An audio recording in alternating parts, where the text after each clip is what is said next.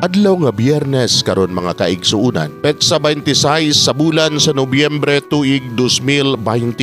Ang pagbasa kinutlo gikan sa Ebanghelyo sumala ni San Lucas, kapitulo 21, bersikulo 29 ngadto sa 33. Unya, gisuginlan sila ni Jesus ni ining sambingaya. Hinumdumi ninyo ang kahoyng igera ug ang tanang mga kahoy.